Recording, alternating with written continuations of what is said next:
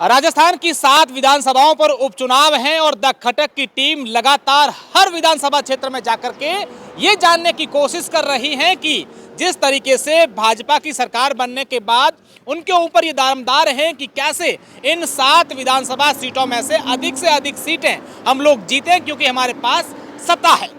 वहीं कांग्रेस लोकसभा चुनावों की पुनरावृत्ति करना चाहती है कि जिस तरीके से लोकसभा चुनावों में हमें जनता ने जो विश्वास हम पर किया था वो विश्वास बरकरार रहे और इसमें जो है अधिक से अधिक हम लोग सीटें जीते। इन दोनों के बीच में 2 सीटें ऐसी भी हैं जहां पर न कांग्रेस और बीजेपी के अलावा 2 ऐसी स्थानीय पार्टियां हैं जो अपना दबदबाएं कायम रखे हुई है।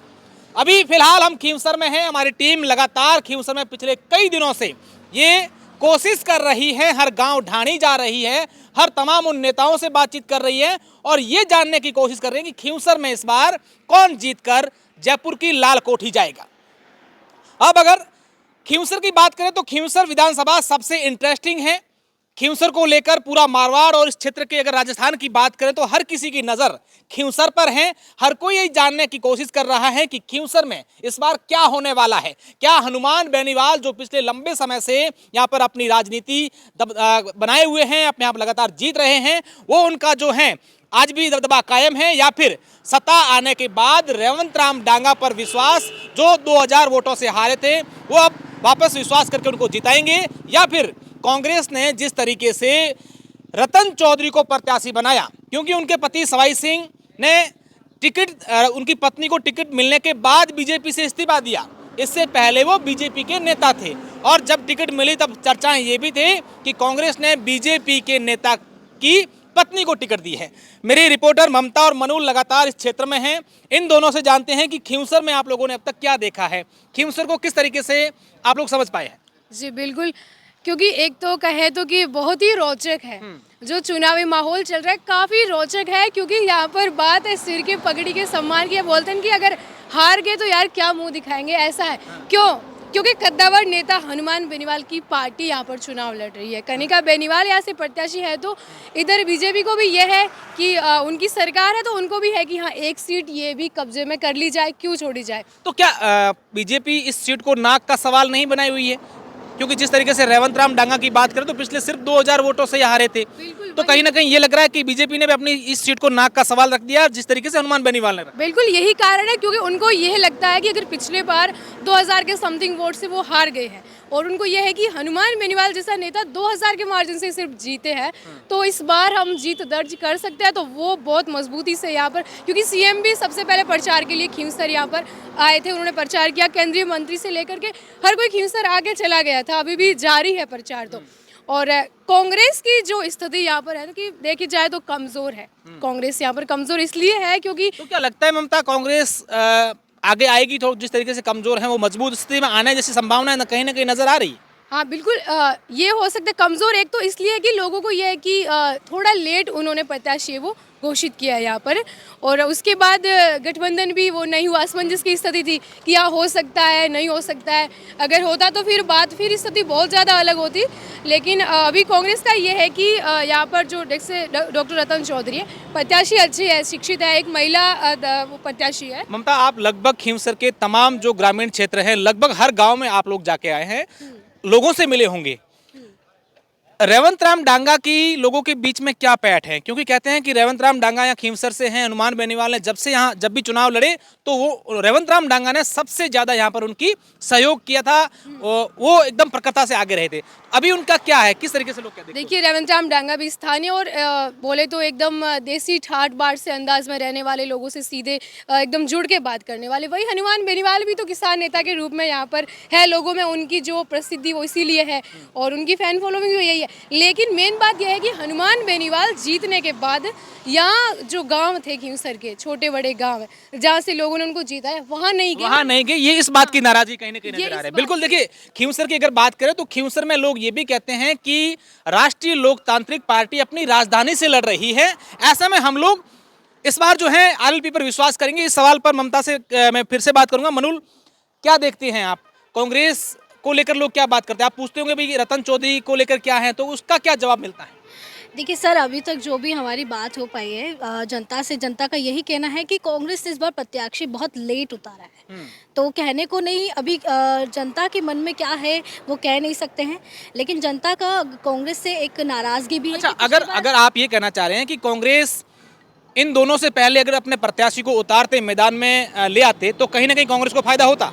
हाँ, कहीं ना कहीं उन्हें फ़ायदा हो सकता था, लेकिन उनकी एक नाराज़गी भी है कि पिछली बार इनके बेटे ने यहाँ पे कुछ काम नहीं किया था, तो उसको लेकर भी उन लोगों के मन में एक नाराज़गी रही है।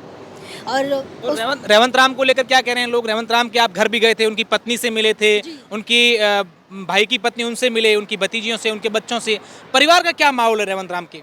जी, परिवार में देखिए काफ़ी अच्छा माहौल है, वहाँ के लोगों का पूरा विश्वास है उनके परिवार का कि इस बार रेवंत राम जी ही जीतेंगे और बीजेपी का परचम लहराएगा और भारी मतों से वो जीतेंगे इस बार। अगर बात की जाए तो यहाँ देखिए अभी जिस तरीके से माहौल बन रहा है, जहाँ से बातें नजर आ रही हैं कि सीधी टक्कर जो है वो कांग्रेस, बीजेपी और आरएलपी की है। कांग्रेस को कहीं ना कहीं लोग तीसरे नंबर पर लेके बैठे हैं। और इन दोनों की बात करें तो यहाँ कनिका बेनीवाल और रेवंत राम डांगा है, और दूसरी तरफ बात करें तो कनिका बेनीवाल, रतन चौधरी है, दोनों महिलाएं सामने हैं। इसको लेकर महिला जो वोटर्स है उनमें क्रेज है, कहीं ना कहीं दो कैंडिडेट महिला हैं। जी, हमने महिलाओं से भी बात की थी, तो कई जगह महिलाओं का कहना है कि महिला को कौन वोट देगा, कौन सी महिला चुनाव लड़ती है।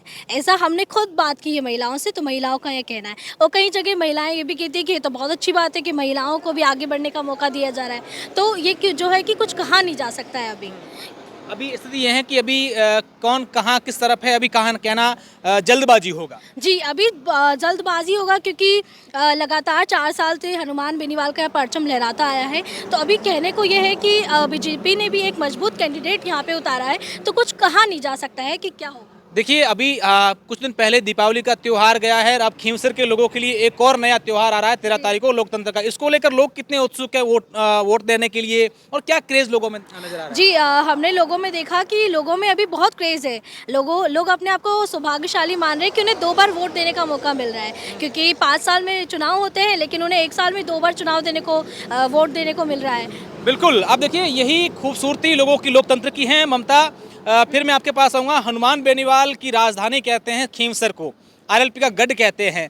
अगर जिस तरीके से बीजेपी लगातार मेहनत कर रही है, चाहे संगठन की बात करें या फिर सत्ता की बात करें, संगठन के तमाम लोग यहाँ पर हैं, सत्ता के भी यहाँ लोग हैं, कई लोग बीजेपी ज्वाइनिंग कर रहे हैं, तो क्या ऐसे में ये लग रहा है कि आरएलपी का गढ़ है जो यहाँ खींवसर में ढह जाएगा? बिल्कुल, देखिए पहले आपने एक बात जो करी कि महिला प्रत्याशी की, तो जो खींवसर के लोग हैं जो आरएलपी के समर्थक थे, लेकिन अभी उनको नाराज़गी है। कारण उनको कनिका बेनीवाल से कोई नाराज़गी नहीं है, उनको नाराज़गी आरएलपी के सुप्रीमो से ये है कि अपने ही परिवार से बार बार क्यों टिकट दे रहे किसी कार्यकर्ता को। परिवारवाद की बात सामने आ रही है। बिल्कुल, कि हनुमान बेनीवाल ने पहले अपने भाई को उतारा, अब अपनी पत्नी को, मतलब अपने घर ही घर में वो राजनीति में सबको आगे ला रहे। ये नाराज़गी यहाँ पर बड़े लेवल पर है। जो आरएलपी के समर्थक थे वो अभी ये बात बता रहे हैं कि हाँ, हम थे आरएलपी में, हम नहीं है, क्योंकि ये बात हो रही है। अच्छा, एक चीज़ ये भी देखेंगे, हनुमान बेनीवाल हमेशा कहते हैं कि मैं किसानों की आवाज़ उठाई, मैंने 20 साल से संघर्ष कर रहा हूं, लगातार आप लोगों के लिए लड़ रहा हूं, आप लोगों की लड़ाई लड़ रहा हूं। क्या उस लड़ाई का असर, उस संघर्ष का असर खींवसर में विकास के तौर पर देखा जा रहा है? क्या विकास जैसी ये लड़ाई विकास के लिए की गई, ये कह सकते हैं? देखिए, जो वो कहते हैं कि हाँ मैंने ये किया है, मैंने यहाँ तक कर दिया, और कहते भी लोग कि वो कोई भी उनको कॉल करेगा रात में 1 बजे भी, वो कॉल उठा के उनकी समस्या का हल ज़रूर करवाएंगे। लेकिन जब बात हम ज़मीनी स्तर पर करते हैं कि तो गांव में कुछ हालात ये है कि नेताजी ने टंकी बनवाई 10 साल हो गए, लेकिन पानी अभी तक नहीं आया। ये जो मुद्दे हैं कि सड़क राजनीति की वजह से टूटी हुई पड़ी है, क्योंकि आपस में किसी की ऐसी राजनीतिक रंजिश है तो वो बन नहीं पा रही है। तो ये जो जनता के मुद्दे हैं, ये भी लोग हैं कि डाइवर्ट होते हैं कि यार आखिर कब तक वेट करें, या आखिर कब तक हम एक ही के पीछे इस नाम से रहे कि नहीं ये हमारे नेताजी करें। अच्छा, ये बात तो चलो, अगर हनुमान बेनीवाल की नकारात्मक बातों में बात करें तो आप दोनों बातें सबसे बताइए कि आप परिवारवाद की बात कर ले, जमीनी स्तर के विकास की बात करें, लेकिन कहीं ना कहीं रेवंत राम डांगा की भी जो भाषा शैली है वो काफी चर्चाओं में रहती है। इसके अलावा उनकी पत्नी अभी भी आरएलपी से प्रधान है, उन्होंने इस्तीफा नहीं दिया है, लोग कंफ्यूज हैं। एक हम इंटरव्यू करते कि हम किन के साथ रहे, आरएलपी के साथ या बीजेपी? बिल्कुल, देखिए जो आपने ये बात की कि उनकी भाषा शैली, हाँ ये बात भी वहाँ पर ये मैटर करी है कि जो लोग हैं इनके लिए एक नेगेटिव जो रेवंत रामडंगा के लिए कि इतने एजुकेटेड नहीं है, इनको पता नहीं चलेगा कैसे क्या काम करना है, या कि हनुमान बेनीवाल उनकी जो खुद एजुकेटेड है, कनिका बेनीवाल खुद इतनी एजुकेटेड है, अगर वो आती है तो समझ पाएगी, कर पाएगी, वहाँ तक मुद्दे उठा पाएंगी, ये बात है। और रेवंत रामडंगा के लिए है कि हाँ कहीं कहीं उनका नेगेटिव ये निकल के आता है कि परसेप्शन कि यार पढ़े लिखे ही नहीं है वो तो, ऐसा है वैसा है। देश में कई सारे नेता हैं जो अनपढ़ हैं। हाँ वही, और बिल्कुल ये कि उनकी जो पत्नी है वो आरएलपी से प्रधान है, जबकि क्योंकि ये आपने सवाल भी उनकी पत्नी से जब आप इंटरव्यू कर दे किया तब बिल्कुल क्या उन्होंने कहा- क्या रिएक्शन था उनका? उनका रिएक्शन ये था कि हाँ हम तो सरपंच भी है। मैंने कहा नहीं नहीं यार आप तो प्रधान हो, तो बोले कि अब तो हम बीजेपी से प्रधान है, क्योंकि एक्चुअली उनको लगता है कि हाँ रेवंत रामडंगा बीजेपी में आ गए तो हाँ ठीक है बीजेपी में, लेकिन हालांकि वो है तो आरएलपी से ही प्रधान। निश्चित तौर पर आप देखिए ये कोशिश की जा रही है कि आखिर आरएलपी और बीजेपी कांग्रेस के समीकरण जो हैं वो खींवसर में क्या बन रहे हैं। हालांकि खींवसर के लोग जो हैं अब उनमें राजनीतिक जागरूकता है वो जबरदस्त की आई है, ये हमें देखने को मिला है। क्योंकि सोशल मीडिया की अगर बात करें तो अब खींवसर का प्रत्येक वोटर्स ये जानता है कि किसके साथ क्या रहना है, किसको वोट देना है, किनके साथ क्या रहना है, कौन क्या विजन लेके आए हैं।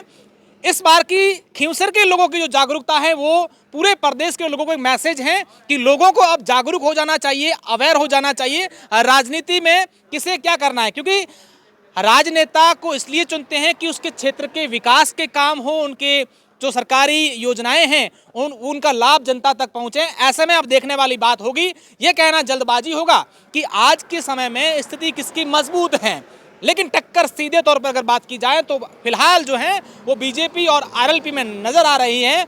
लेकिन देखने वाली बात होगी क्या बीजेपी जिस तरीके से लगातार मेहनत कर रही है उस मेहनत से अपना विधायक यहाँ से जीत पाएगी, या फिर आरएलपी अपना दबदबा कायम रखेगी, या कांग्रेस इन तमाम पिछले जो कुछ दिन बचे हैं इन दिनों में अपनी एक नई रणनीति के साथ मैदान में आए और इन दोनों की लड़ाई में बाजी मार जाएं। बहुत बहुत धन्यवाद।